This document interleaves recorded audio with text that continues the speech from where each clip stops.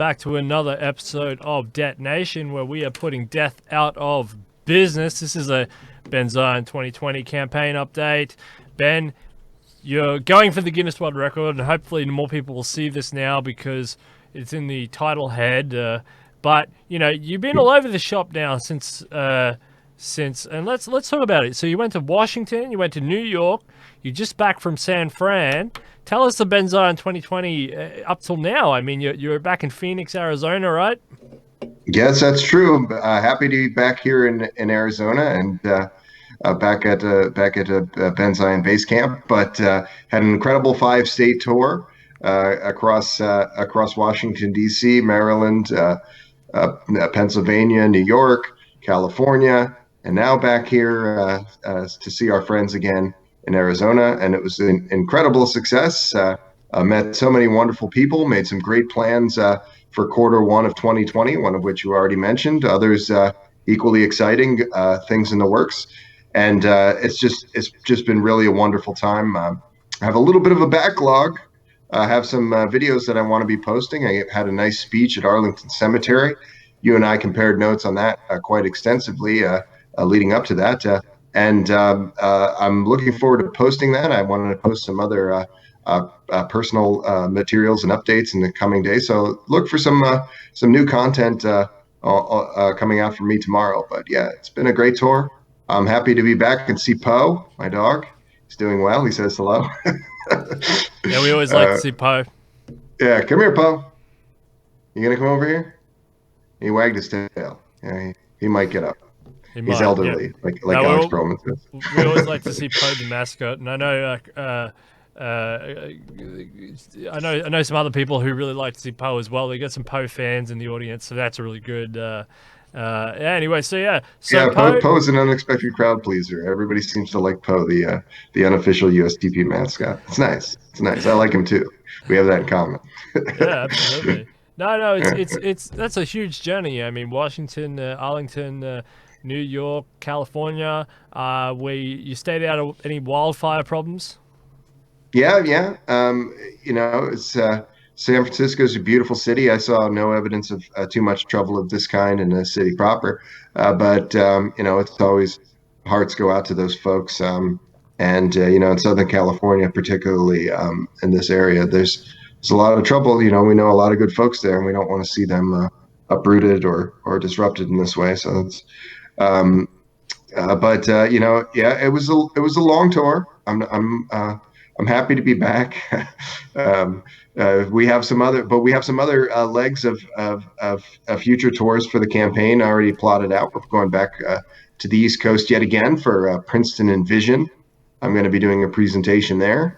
And we have some other things even in December going on. December is the time that's these things do slow down a little bit, but we're going to be doing a couple of little events even in December. So very excited for that. So yeah, it's been a great honor for me to be able to visit these various fine institutions and be meeting people. And it's again something that I said during the primary, that I was having an opportunity to meet folks whose work I had read and admired for many years, and now here I am meeting them in real life, and that was very much the case on this tour as well.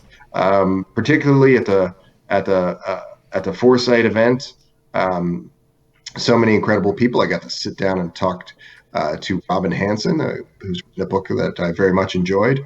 I got to sit down and talk to Peter Voss. Got to sit in on meetings with your friend and mine, Aubrey de Grey, and so many other incredible people there. It's wonderful just to be a fly on the wall in those conversations, get a better understanding of the state of futurism today. And it is an incredible time that we're on the verge of some incredible undertakings in life extension and in futurism studies more generally. So very, very exciting for me to get to go to Foresight Institute. And I want to also thank the organizers of that event for having me, and particularly to, of course, Allison Dewittman and Lou who are the hosts, and a special thanks to Christine Peterson for being all of those folks for being so kind to me, and I was so happy that I got to participate in the ways that I was able to. But yeah, a wonderful time, wonderful time. Yeah, if you think about the Ben Zion 2020 campaign up until now, throwing out the primary for a second, it's been great. I mean, you got Radfest, Cato, Foresight Institute, been down in San Fran. I mean, that's a lot of events. Cato, you get to talk about space. You met Andrew Yang. That was pretty cool. And we talked about that. This has been a really, really great campaign so far, and it's meeting those really special, really important thinkers and movers and shakers of the 21st century that we're really impressed, and you made some really good impressions. And the Futurist New Deal from America is picking up a lot of support as well from these movers and shakers, and that's really great to see. That's the sort of support you need for the backbone of good, solid policy making. We have some news that we'll have another panel out, for example, about China. We've got some other things about e-voting systems in the work, maybe. But we need these people in order to build up the foundations of good policy thinking and good policy frameworks. Without these sorts of movers and shakers, you don't end up with the good sorts of policy, that we at the USTP supply, and that's our job. We supply the good policy frameworks that people rely on in order to navigate future issues. Okay, and so for doing that, you have to pick up the best brains, the most people with their hands on the issues, on the wheels of the solutions to the issues that face us. And so, you've hit a really good margin. You've hit a really good spread of institutions, from conservative forums to progressive forums to main establishment candidates, especially Andrew Yang being essentially the transhumanist mainstream candidate for the Democratic Party, for one of the established parties, who's still in the race. He's still in the race. Beto O'Rourke is dropped out. Even the socialist revolutionary that I had on didn't even like him. So.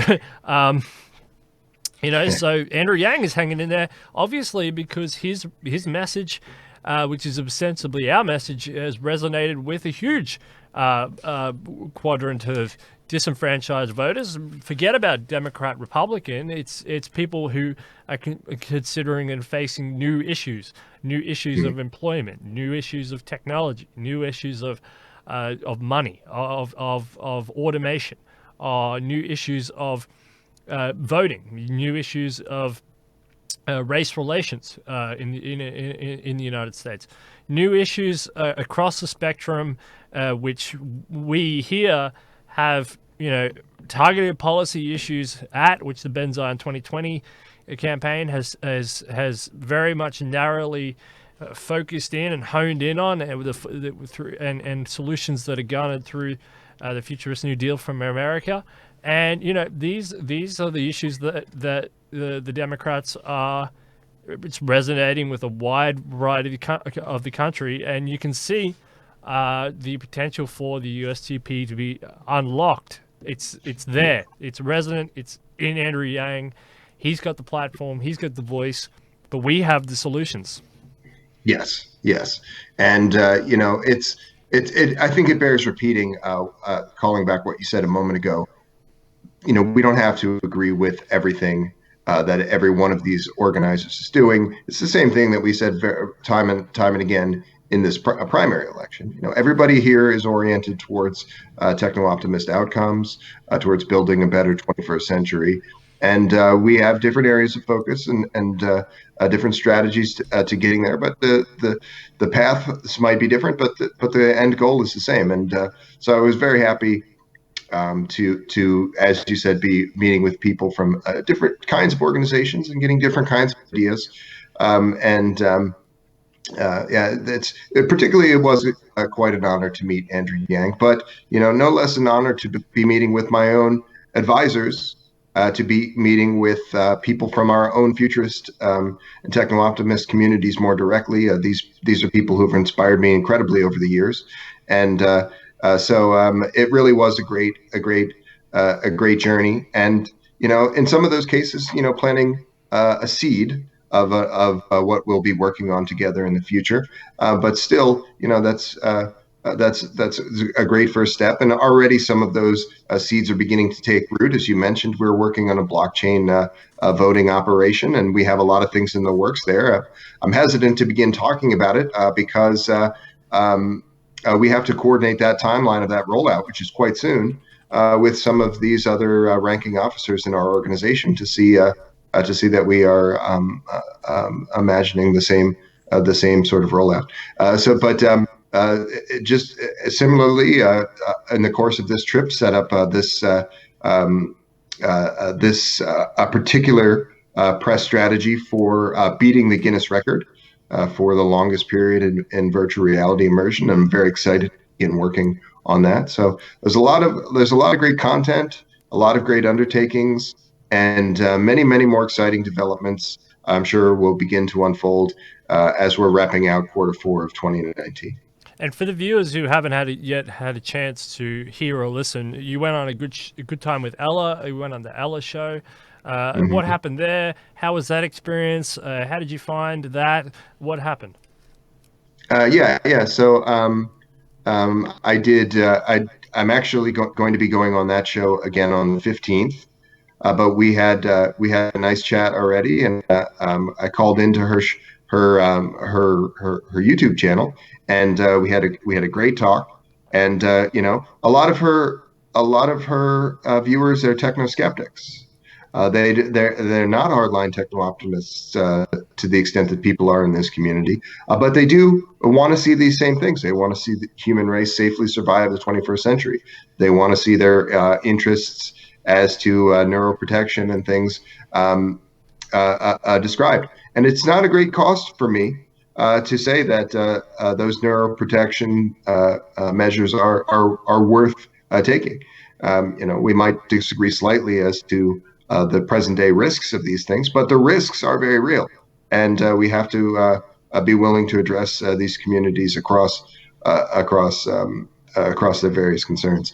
So I was pleased to go on that show, and I was pleased to also speak to her and some of her viewers in the pre-show, and get a better idea of their concerns and what they want to be describing. So I'll be going back on her larger show, her iHeartRadio show on the 15th, and I shouldn't keep saying this but I may be calling in tomorrow on another show that she's doing with another prominent presidential candidate.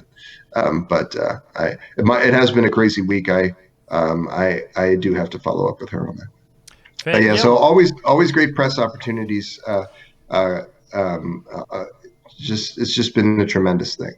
Yeah, good, and that's what we like to hear. We're wanting to get you as much press as possible. Again, the Daily Mail is interested in your work, so that's good. So yes, no, this is some really good news, and yeah, no, I appreciate, like, the world is full of techno skeptics. So you're gonna have to go. You do a great job of taking the banner and defending the banner.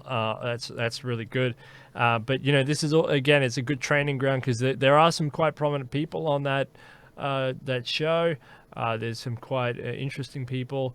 But again, if we can just unlock one mind, it's what we want. And so that's really good to hear that you're invited back again as somebody who is a trusted person who didn't muck around, and that's great. So we really enjoyed it. And I do think it is really important to address those people's concerns. Reasonable people can disagree as to what is the safest approach to advanced algorithms, to emerging biomedicine, to all of these things. But if we just deny that these people's concerns are real, or ignore them, or only cater to a specific segment of our community, that's really not the best approach. And a person like folks in Ella's community, overwhelmingly their concerns are legitimate. Some things that they like to talk to, not Ella herself, but some of the community members, they might strike me as a little more metaphysical than what I would tend to engage with. But underneath that is a real set of concerns that they are giving voice to.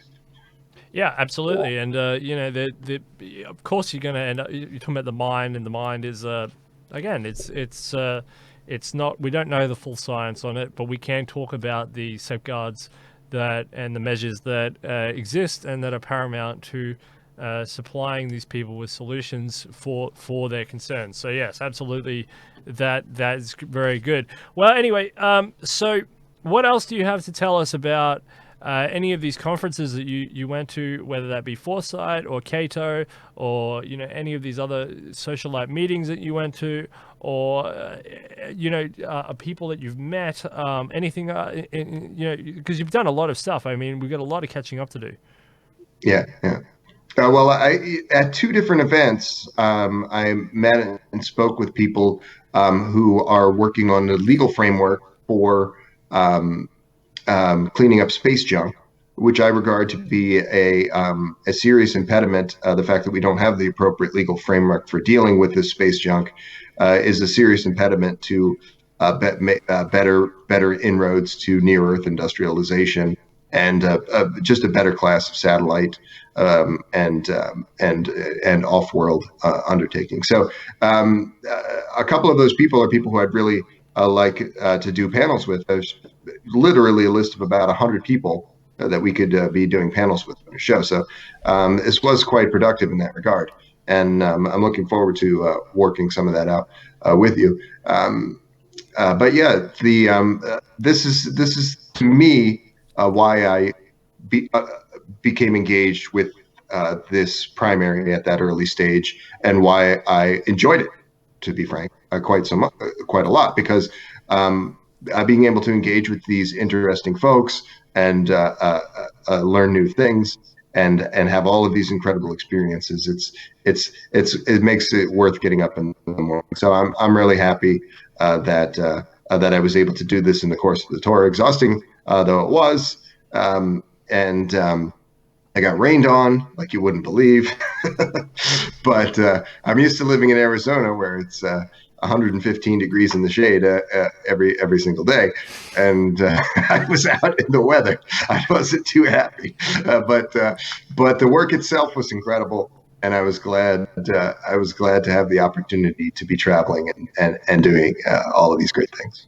Yeah, no, this space junk issue is a huge issue, and we talk about Starlink, which is interesting, but there's this fuzziness with space, with international law versus national law versus space sovereignty versus air rights, and how high up is it, and is it demilitarized?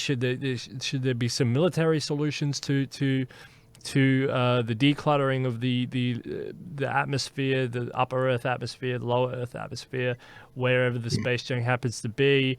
Is it even legal to remove it? Is it illegal? Yeah, I mean, there are so many fuzzy. It's fuzzy. The whole thing is fuzzy. And when Trump throws in a space force, I mean, with weaponization of space, it makes it even more fuzzy, because then you're trying to is basically trying to own that space and disregard international law on that. So this is going to be a really interesting panel, and we need this.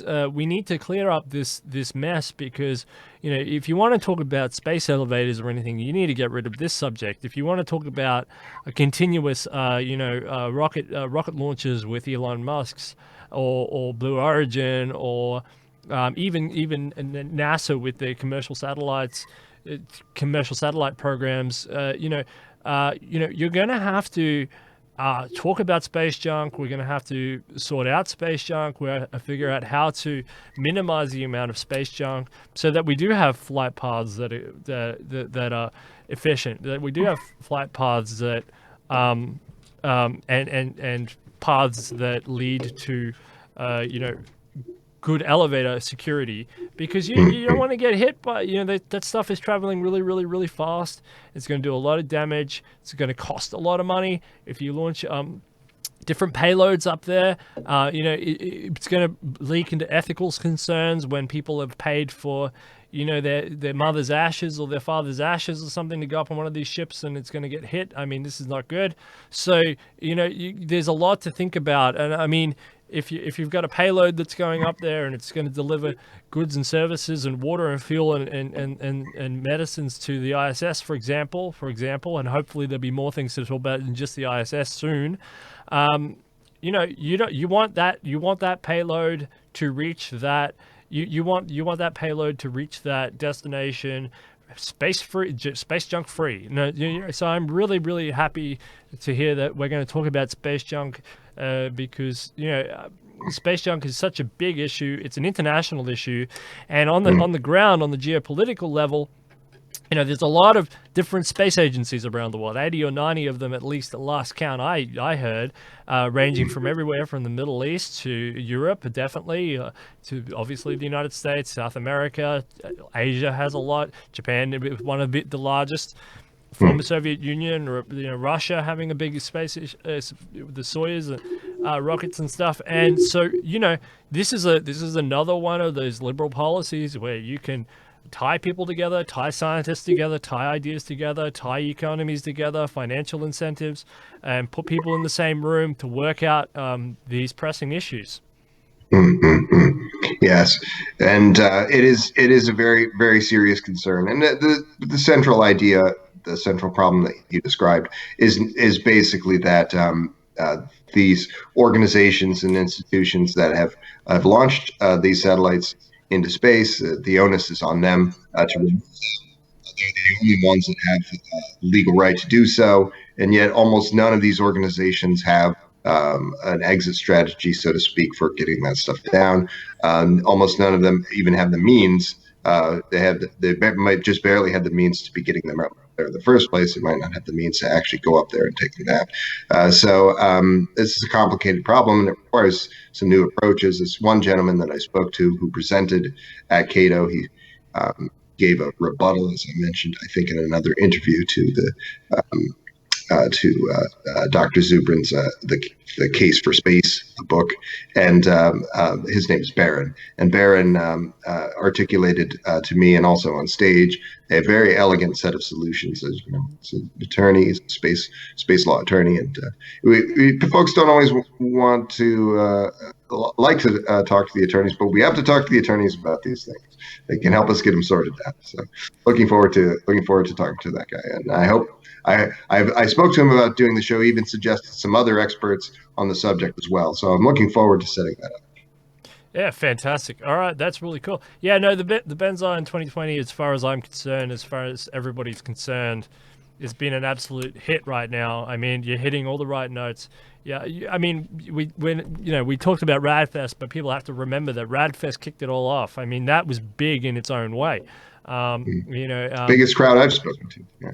That was nice. It was huge. I mean, that was exciting, and that's fun, and that's all about longevity, and that's the note that you want to hit. Like, yes, we're talking about space junk. Yes, we're talking about, VR with this Guinness World Records idea, and it's a great idea, and it's a media press strategy, and it's fantastic. But we kicked it all off with Radfest, which is a radical longevity. It's radical life extension. So, again, that's the core of the campaign. That's the core of the Benzine 2020 campaign. It's all within the context of that. You've got Mr. David Yelishvili who's out there. Mr. Kurtz who's out there as well, being he's very strong on space, and others. So no, this campaign is rocking. People are excited about Benzine 2020. I'm certainly excited about it. I don't know anybody who isn't excited about it, especially within the USTP. Everybody's excited about it. So no, it's been really good. And hopefully we can find you more press opportunities and events and podcasts and science related media outlets and others to get you onto as well, to promote the message even more that there is definitely room for a techno-optimistic future, because I think tech dystopians, I mean, they dominate the culture, but aren't the people out there who run all these things, aren't they bored of hearing the same thing? It's just all going to be dystopic. Isn't that just boring after a while? I mean, don't you want to hear some of the positive? It's not true.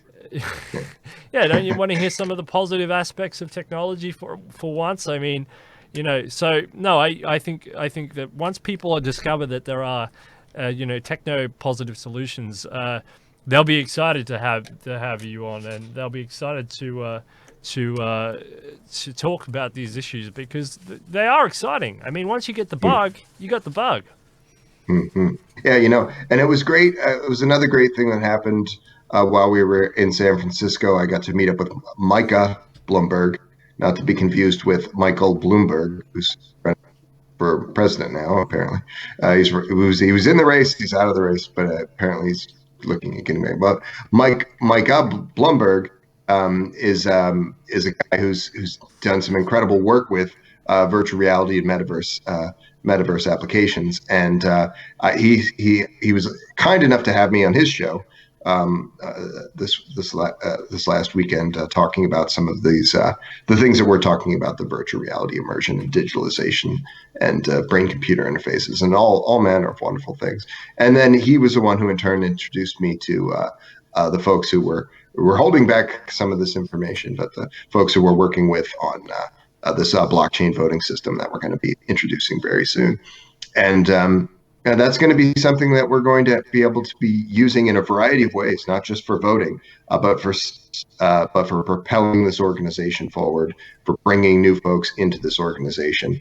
This is a whole social media environment, a platform in its own right, besides giving folks these opportunities to vote, and it's very important. And I want to thank Micah for introducing me to folks, and I want to thank all the folks that I met at the Foresight Institute. I tried to make a point of introducing myself to people, and so a lot of people were kind enough to reach out to me, and this is how we build these kind of new enterprises and undertakings, is by getting out there and meeting folks. So I would have liked to have done a lot more of it. There was 100 people besides in San Francisco who I would have liked to have met with. Not least of those being Zoltan Istvan, the founder of our organization.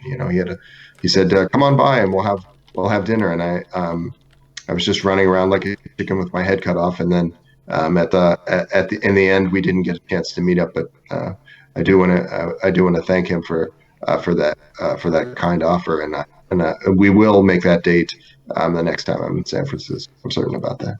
Yeah, well, it shows you how busy you are. If you miss someone like Zoltan Istvan, that's busy. Yeah, it's just busy, and also just the difficulties of travel in this. There's certain limitations on a thing like this. I'm largely traveling alone, so if I had this big ground team or something, it would have been a different matter. But I wasn't able to do all the things that I wanted to do, and that saddens me, particularly in meeting the founder of our organization, who's had such an influence on the Futurist New Deal, such an influence on my own philosophies on futurism studies. So it was incredible. But I did get to show off his book and promote that quite a bit on the tour. And and I was glad to do that, and I was glad to speak with him recently. But it was unfortunate that I didn't get to make that meeting. Yeah, absolutely. Oh, well, Ben, you've been a great guest. Thank you for coming on and giving us this campaign update. We're going to be stumping for you here continuously. Ben Zion 2020. That's what we do. And you got all the entertainment in between. But thank you very much, for coming on and talking to us about this. Look, we'll build up these connections. So next time that you go to San Fran, you'll be inundated with opportunity. Oh, I mean, you already are, but I mean, continuously inundated with opportunities for this sort of type. How about? I was just going to ask you as well. How like Bill Faline, have you managed to contact that gentleman? Well, I did say a nice hello to Matt Radfest. He's a key organizer for Radfest, and he works closely with many of these partner organizations that we well know. And all of those folks, I should give them another thanks because they've just been incredibly kind to me and given me a lot of opportunities that I really would not have had. Without being able to coordinate with these folks, but so yeah. The long story short, I know Bill Falloon, but we haven't had a chance to sit down to a meal. But I would look forward to that and look forward to coordinating with him more. Did you have some specific partnership in mind? No, I just was wondering, yeah, because again, that's the longevity aspect of transhumanism, and Very close to my heart. Yes. yeah, and absolutely, and the I people. I gave a talk, and unfortunately, there were some issues internally with streaming this. We had planned to stream it, but I did give a talk at Foresight, and the talk was about a public policy initiatives towards life extension, tech policy as it relates to life extension. And the response was quite nice. At the time that I was presenting, there was quite a few talks going on. There was a series of talks in tandem, but even so, my talk was well attended and I think well received. So I'm always happy to be talking to anyone who has an interest in longevity and life extension. That is the reason that one of the main reasons that I take an interest in futurism studies. So certainly, I would really love to work with Bill Falloon. He's a great inspiration. Yeah, absolutely. All right, thank you very much, Ben. Thanks for that campaign update, and we'll keep everybody updated on the Guinness World Records. And we have some shows coming up this week, so we'll see you back later in the week, talking I think about China at the moment, right? But probably more. Yeah. Some China, some blockchain voting, a little of this, a little of that, and I'll get another good night's rest, and we'll be able to rock and roll. All right, let's do it. Thank you. That's from Phoenix, Arizona. That's Ben Zion. That's Detonation, putting death out of business. Thank you very much, Ben. Thank you. Ben Zion 2020. Check it out. Futurist New Deal as well. Check that out as well.